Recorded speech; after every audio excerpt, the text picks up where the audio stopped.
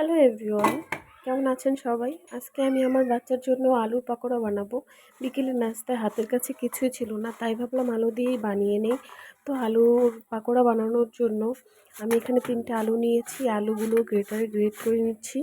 Great করে নেওয়া হয়ে গেছে। গ্রেট করে নেওয়া হয়ে গেলে এখানে আমি ময়দা আর একটু চালের গুঁড়ো ব্যবহার করব।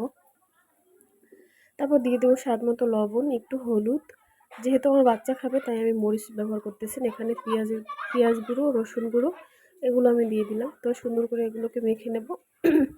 মেখে নেওয়া হয়ে গেলে কিছুক্ষণের জন্য রেস্টে রাখবো, 5 মিনিট মতো।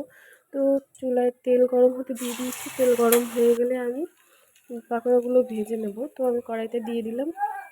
তো খুবই অল্প আছে পাকোড়াগুলো ভেজে নিয়েছি। আপনারা ট্রাই করে দেখতে পারেন। বাসায় বিকেলের নাস্তা খুবই সহজ, ইজি একটা রেসিপি এবং ঘরে থাকা উপকরণ দিয়েই এগুলো বানানো যায়। তো কেমন লাগলো আমার আজকের রেসিপি? আপনারা বাচ্চাদেরকে এটা খুব সহজেই দিতে পারবেন, কারণ বাচ্চারা এটা খুব পছন্দ করে।